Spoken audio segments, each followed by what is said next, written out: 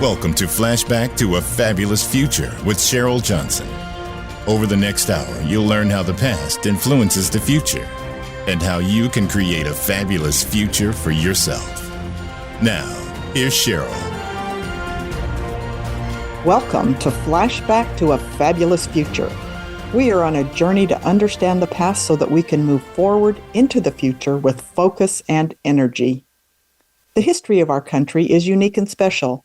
When we say that we are a melting pot, that's not just cliche.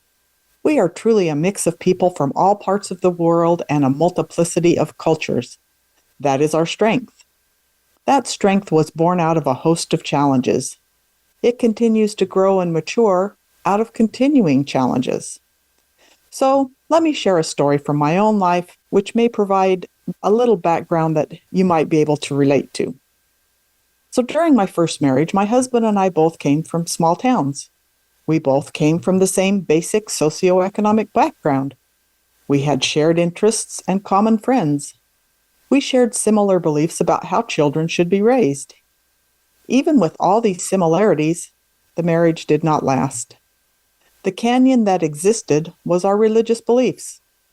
This chasm manifested itself in how we conducted ourselves in our day-to-day activities. Underpinning that chasm was my ex-husband's unwillingness to be honest and forthright about his day-to-day activities. Thus, the ultimate demise came from a complete and total lack of trust. At the foundation of any successful relationship is trust.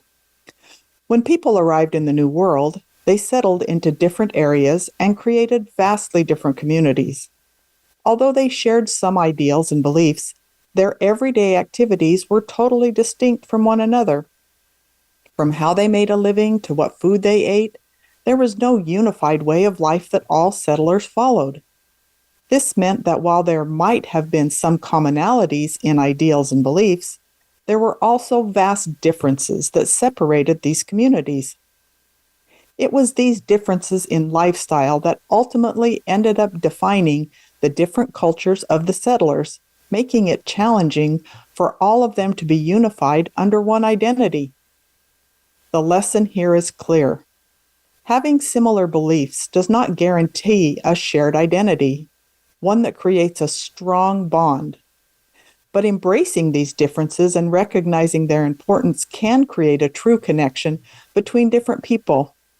Without this, any common bond will remain tenuous at best. The idea of having similar beliefs but living vastly different lifestyles applies to many other scenarios in life. Whether it's members of the same family, colleagues working in the same company, or even citizens of the same country, sometimes our differences seem far more important than any similarities. If we want to really form a meaningful connection with someone else, we must look beyond the surface level similarities and take into account each other's unique lifestyles and backgrounds. Only then can we begin to create a true bond and create a shared identity. Much like two married people may be totally different in many ways, most successful relationships are built on a shared identity. We don't have to be alike to have successful relationships, but we do need a common bond. So let's look at some of the political differences that exist in society today. Some people believe that government should provide a safety net for people who are struggling financially. Others believe that people should be responsible for their own financial well-being.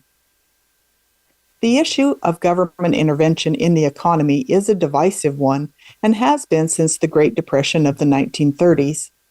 The Great Society program stepped in to save people from financial ruin and provided support for those in need. This has caused a divide between different generations, with baby boomers and earlier generations less likely to believe that the government should be responsible for taking care of people's financial needs. But at the core, I believe we all agree that we want everyone to live a life free from abject poverty. How we achieve that is where people tend to disagree. But we do have a shared connection, our basic humanitarian desire to make sure people have their needs met. So let's explore a different issue. People may disagree on the question of free speech and its limitations. On one hand, some may argue that it is necessary to restrict free speech in order to ensure the greater good. This argument places emphasis on protecting public health or other collective interests over individual freedoms. However, others view freedom of speech as a basic right that should not be compromised.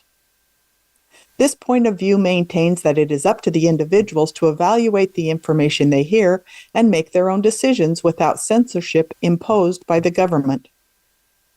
During the COVID-19 pandemic, this tension between public health measures and individual rights was particularly evident. Some people felt that those who wanted less stringent restrictions on free speech were being prevented from speaking out. Ultimately, the question of how much free speech should be limited and how it affects the public is complex and can be difficult to answer. It is ultimately up to individuals and society to decide where the boundaries lie. But our common bond is that we all want to ensure public safety. Just because one side believes that the line should be drawn in a certain place and the other side believes that the line should be drawn in a different place does not mean that ultimately we both don't want the same end result. It's just how we get there where people differ. Ultimately, all people must recognize that freedom is messy and understand that compromise is often necessary in order to ensure both individual freedoms and collective interests. As the world continues to grapple with the question of how we can balance these two objectives, it is important that we remain open to different points of view and strive to find solutions that are beneficial for all. This can be a challenging task, but it is the only way to ensure that everyone's freedoms are respected and protected. Only then will we have achieved true freedom. The challenge of blending multiple cultures is not unique to the United States. Countries all over the world have struggled to reconcile their own varied backgrounds and create a cohesive society. Even in countries with dominant cultural majorities, minority populations often struggle to find acceptance and respect. It's often only through dialogue and understanding that these issues can be resolved. In the United States, it's been a gradual journey toward acceptance and understanding. It began with early immigrants from Europe who sought out opportunities in America, hoping to build better lives for themselves. They were quickly followed by new waves of people from other parts of the world, Latin America, Asia, Africa, and beyond. In time, those diverse cultures blended in ways that helped shape the American identity. Today, the challenge of blending different cultures remains. But through education and mutual understanding, our nation has come to embrace a more inclusive view of its heritage, one that is defined not by where we came from, but by what we can become when we come together. We may not have all the answers yet, but as a nation of immigrants, we'll continue to strive for unity and progress. When it comes to melding communities, trust is a major issue. If people don't feel like they can trust those around them, who may hold different beliefs or views, it becomes difficult to see them as anything other than enemies. This mistrust can breed suspicion and cause people to doubt the motivation of others. Without trust, it becomes difficult to find common ground or unite for a common purpose. Mistrust and suspicion can quickly lead to fighting and try to prove that one's own ideas are right, rather than working together to find a solution that works for everyone. Building trust is essential in order to bridge any gaps between communities and create a unified, strong society. So how do you build trust? Step 1 is understanding how the other person thinks and caring genuinely in their thoughts and beliefs. In this podcast, we will explore the various political, social, and economic climate of the time period and how it exacerbated the conflict of that time period. We will look at how these conflicts changed the nation's landscape for better or worse. Additionally, we will examine how each of us can come together to bridge divides between us and promote understanding so that we can create a more unified future. By learning from the past, we can equip ourselves to work together and create a better tomorrow. Through this show, we will strive to identify our commonalities and use them as a platform for progress. It is our hope that this journey through history will lead us to a brighter future where everyone's voice is heard. Together, we can make positive changes in our society and work together to create a more unified nation. Let's learn from the past, let's look toward the future, and let's make it count. So join us for this enlightening journey through history. Let's take a short break. When we return, we will explore briefly the topics of future episodes.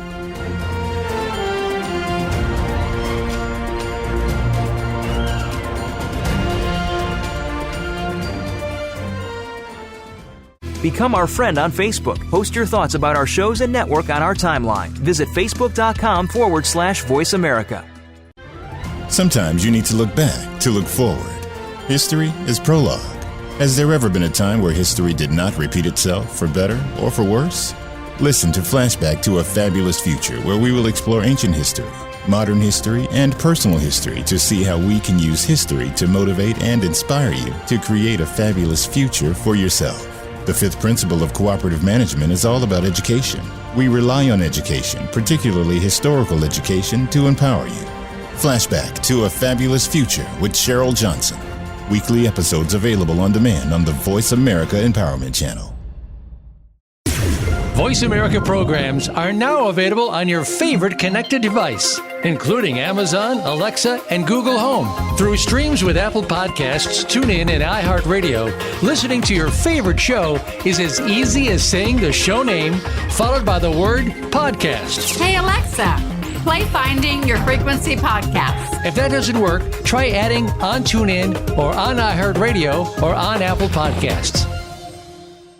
Connect with us, and we'll connect with you. The Voice America Talk Radio Network is on LinkedIn. Get the first word about happenings with the network, where our next live event will be, and what's up with our hosts. Look up Voice America on LinkedIn. It's your world. Motivate, change, succeed. VoiceAmericaEmpowerment.com.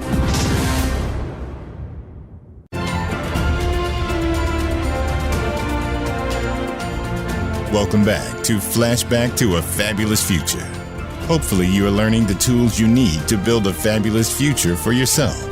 Now let's get back to the show with Cheryl. Welcome back to Flashback to a Fabulous Future. Hopefully you are learning the tools you need to build a fabulous future for yourself and those around you. First, we will explore the age of exploration. This period explores people like Christopher Columbus, settlements like Jamestown and Roanoke, along with the Mayflower and the Pilgrims. The age of exploration lasted from the 15th through the 17th centuries. This was the period when Europeans searched the globe for trading routes and natural resources. It resulted in the founding of numerous colonies in North America by the French, British, and the Spanish. During that episode, we will also look into the colonial area, where we will explore religious breakoffs and the establishment of the 13 colonies. The colonial era is a fascinating period in American history. It covers the time from when the European countries first created colonies in North America to the time of our independence. It focuses on the history of the 13 British colonies. In the next podcast, we will move on to the Federalist period. This era is when both George Washington and John Adams were presidents. Each was a member of the Federalist Party, though Washington did include members of the Anti-Federalist Party in his government as well. During that episode, we will also look at the age of Jackson. It was the time between 1815 and 1840. It was an era during which the involvement of the American people in elections and the powers of the presidency were greatly increased. In that episode, we will also explore the westward expansion. From the first settling of America, the colonists had a desire to find new, undeveloped land to the west.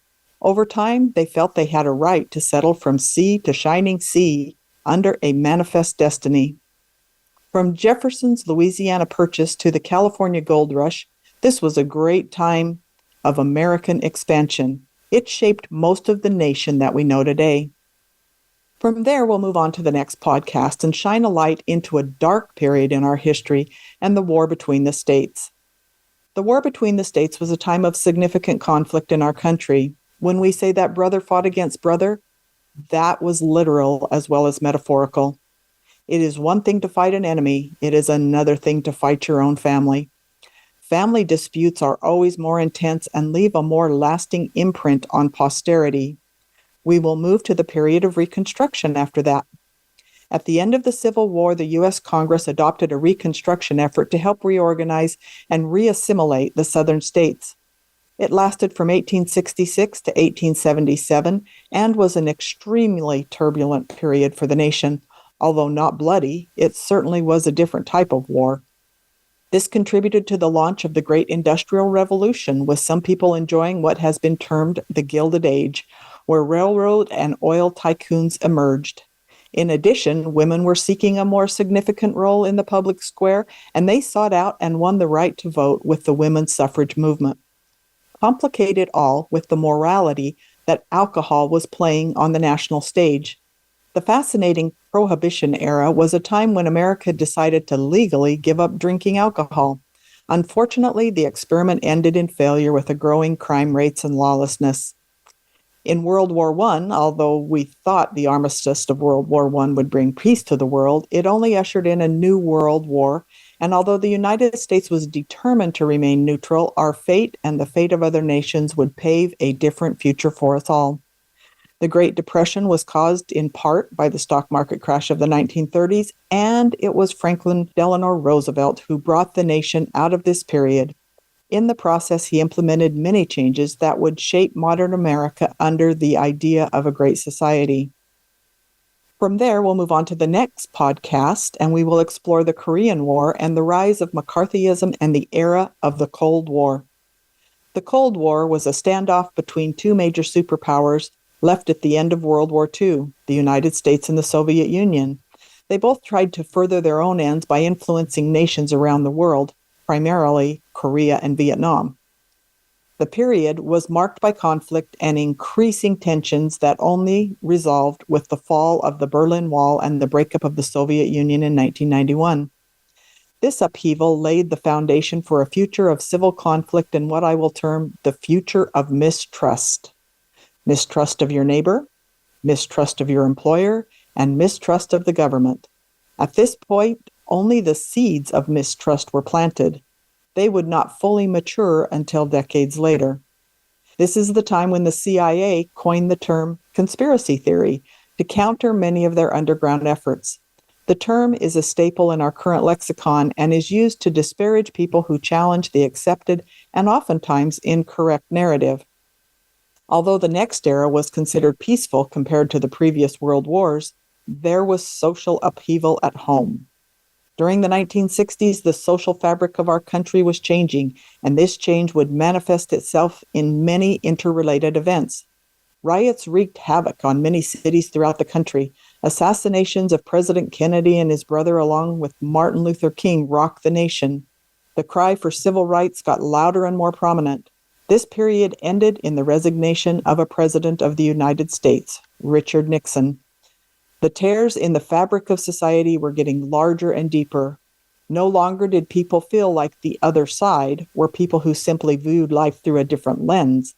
They were the enemy. The idea that we were fundamentally a flawed nation began to infiltrate our institutions and schools. People no longer wanted to say the Pledge of Allegiance. Many felt that our foundations were based on evil people with sordid intentions. Enter Ronald Reagan, and the morning in America would usher in a short, but beloved by some, period of time where faith in America was being restored. During his time in office, there was another stock market crash in 1988, and the crash of many credit unions would set the economy back for a short time. Ronald Reagan's revolution sought to restore the faith in American values and institutions while also challenging traditional political forces. His policies aimed to reduce government regulations, shrink taxes, improve economic growth, strengthen defense capabilities, and bolster law enforcement initiatives. On the social front, his presidency championed conservative family values and patriotism across the country. In addition to his policy changes, Ronald Reagan was known for his optimism and sense of humor that resonated with many Americans.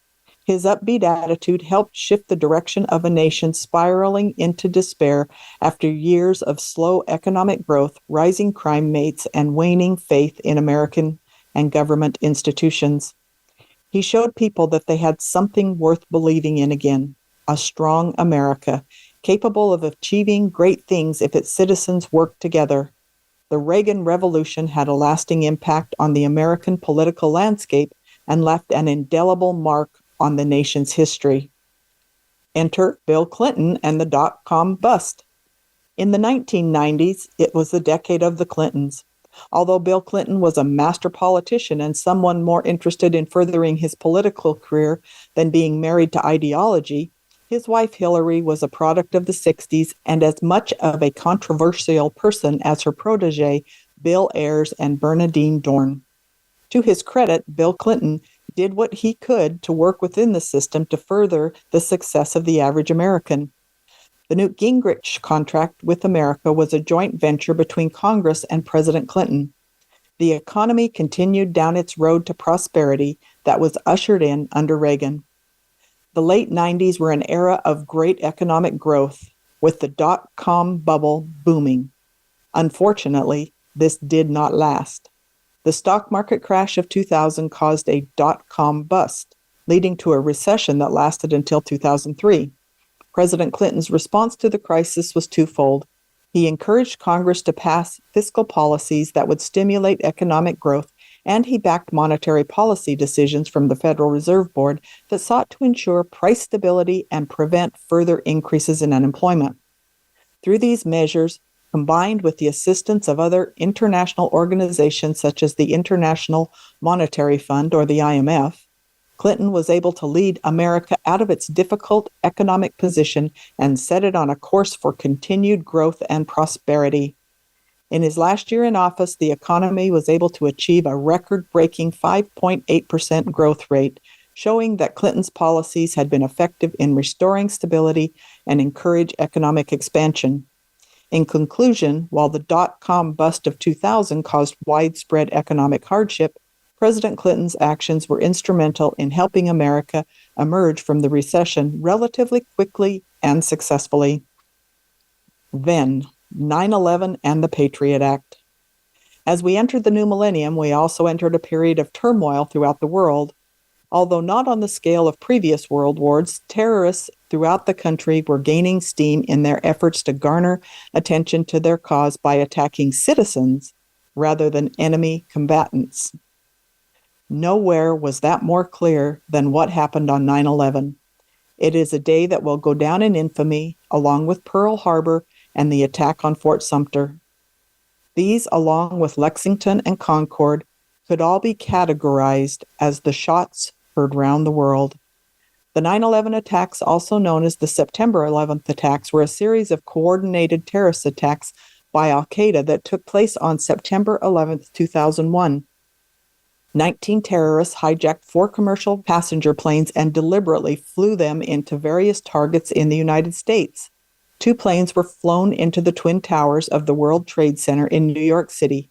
1 plane was flown into the Pentagon in Washington, D.C., and 1 plane crashed near Shanksville, Pennsylvania, after passengers attempted to take control of it from the hijackers.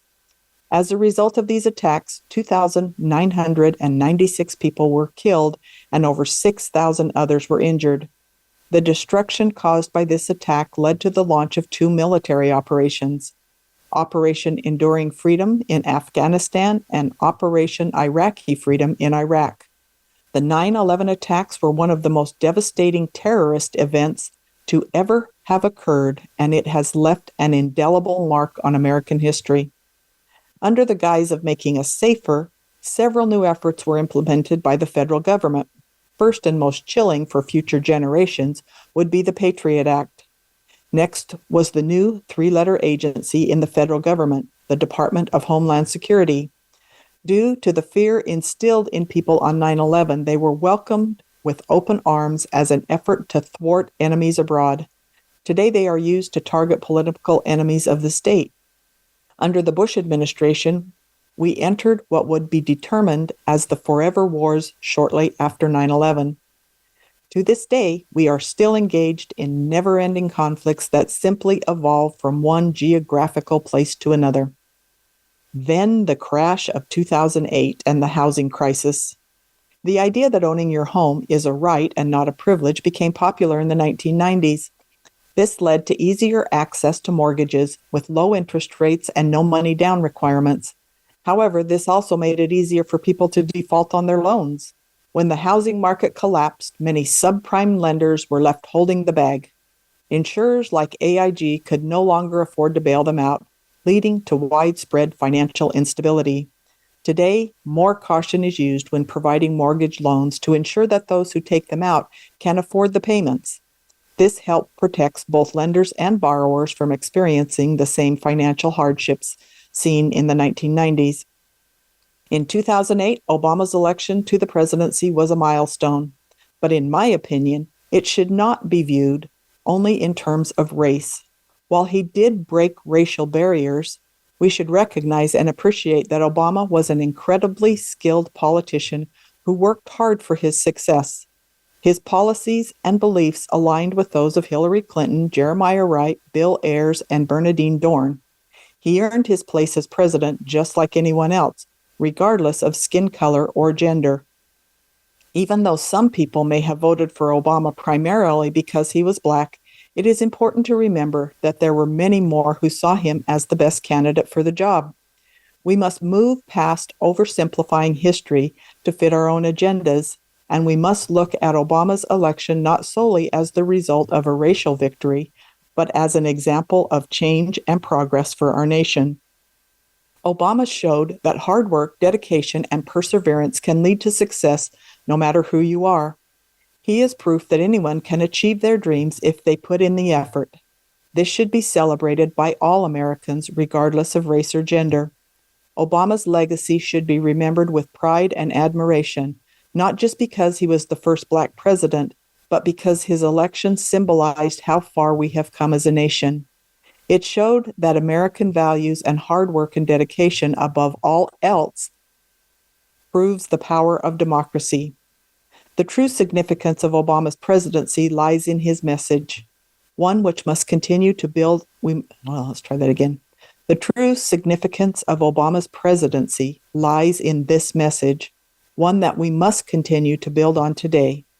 Obama showed us that anything is possible and that it's never too late to make a difference. Let us use Obama as an example of what we can all achieve together, no matter what our differences are. And then finally, as we move into today and what has been called the information age. The information age brought about the rise of the internet and social media. In the last 200 years, we have moved from an agricultural society to an industrial society and now to an age of information.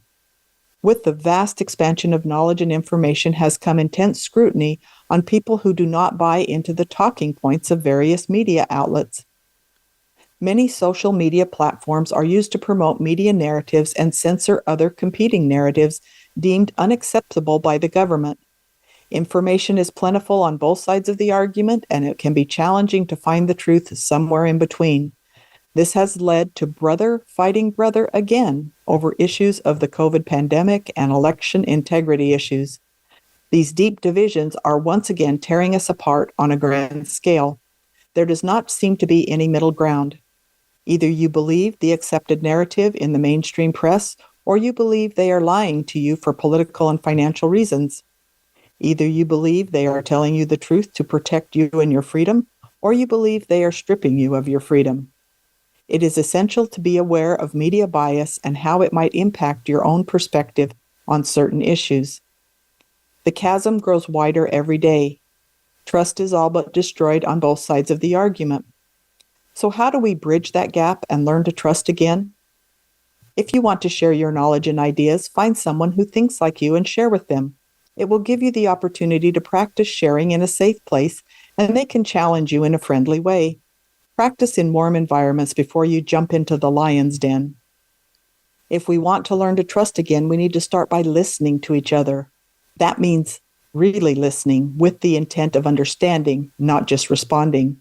If the person we're talking to doesn't seem interested in having a respectful conversation, it's best to just politely walk away. But if they're interested in dialogue, then it's important to listen first and only share our own thoughts after they've had a chance to speak. When we do share our own viewpoints, it's helpful to frame them with the disclaimer that they're just our own opinions and ideas. By doing this, we can start to rebuild trust by showing mutual respect. By taking the time to truly listen and engage in dialogue, we can bridge the gap that's grown between us. With understanding comes trust, and with trust comes respect. It's the only way to rebuild bridges and have meaningful conversations. So let's start listening and engaging in respectful dialogue. It's the best way to reach a better understanding of each other. P.S. Listening is an important ingredient for successful relationships, both professionally and personally. Don't forget that. So what else can you do to make a difference? One of the best ways to make a difference is to invest in your family. This means taking care of them, spending quality time with them, and being financially responsible and setting aside money for future needs. By investing in your family, you are providing them with a secure foundation which will help them better navigate life's challenges. Furthermore, it sets an example for others around you and shows that supporting one another is important. Another way to support your family is to set boundaries and establish clear expectations from everyone involved. This helps create healthy relationships within the family unit, as well as promote respect between members. Finally, stay positive and be willing to compromise when needed. This will ensure harmony amongst all those involved. All these efforts can have a long-lasting and positive impact on your family, society, and future generations. So make a difference today by investing in your immediate family and your national family. In addition to investing in your family, there are other ways you can make a difference by giving back to your community. This can be done through volunteering, donating money or resources to causes that matter to you, and speaking up for those who cannot do so for themselves. Making an effort to help those less fortunate than you is a powerful way of showing compassion and understanding toward others. It also helps build bridges between different social groups and encourages solidarity. Ultimately, this leads to more unified societies that have greater potential for developing solutions that benefit everyone involved. So reach out today and make a difference with your time and resources. You will be making a meaningful contribution that will leave lasting results in your local community. And most important, turn to your faith. Our country's beliefs and values stem from the Judeo-Christian faith, which emphasize love, peace, justice, mercy, humility, and forgiveness. These are the foundations of most religions worldwide and on which our laws have been built and continue to be upheld today. By returning to these essential principles and using them as guiding lights for society's future direction, we can ensure that our nation remains safe and prosperous for generations to come. Then, understand the history and motivations of the Founding Fathers by taking our Constitution Alive course. This will enable you to form an informed opinion on the ideas and help you form a vision for the future. The course is fun, interactive, and provides a comprehensive overview of the Constitution so that you don't have to rely on information from the media, which may be biased or inaccurate. By learning about the Founding Fathers' wisdom, you can decide whether or not you agree with their views and understand how changes are implemented in this country. Take this opportunity to gain knowledge of your rights as a United States citizen. So sign up for Constitution Alive today and get informed. Lastly, decide which problems you want to tackle. Are there national issues you want to take on, or are there issues that are more local to your community? Do you want to be a leader or a contributor? What level of involvement do you want to have in solving problems? To get started, our What Can I Do website offers valuable resources and information on a variety of topics related to issues facing our communities today. Here you will find ideas for projects, advice from experts in the field, and tips for getting organized and advocating for change. With this tool at your disposal, it's never been easier to make meaningful contributions towards cultivating positive social change. So start exploring today and find out what you can do to make a difference. Every small action counts. And then discover your inner co-opper. Are you ready to take action and make a positive impact in your community? Look no further, because the 5th Principle Learning Cooperative is here to empower you to become a problem-solving co-opper. Our mission is to bring order to chaos by building self-reliant communities through the development of servant leaders who work together to solve local problems. Together, we can share our skills and resources to create a sustainable future ecosystem that supports humanitarian, economic, and infrastructure projects. To join our movement, ask yourself the following questions. Do you enjoy bringing people together to achieve self-reliance? Do you have a passion for making a difference in your community? Are you motivated by inspiring others to reach their full potential? Are you excited about learning new skills and knowledge? And do you want to play a role in restoring order in your local community by solving problems? If you answered yes to any of these questions, we invite you to join our membership group and embark on a journey of personal and professional growth. Through our educational programs, you will gain a deeper understanding of our Constitution and history, develop resilience to overcome challenges, and learn about the cooperative business model as a means to revive the economy. You will also discover the principles of quiet leadership, customer service, and quality learning programs that are essential for success in any business. Additionally, you will learn about the benefits of living locally and how to fund your efforts. Continue to join us in this podcast as we explore historical inflection points where freedom fighters overcame adversity and succeeded. Together, we will make our own history and come out victorious. Let's do this together.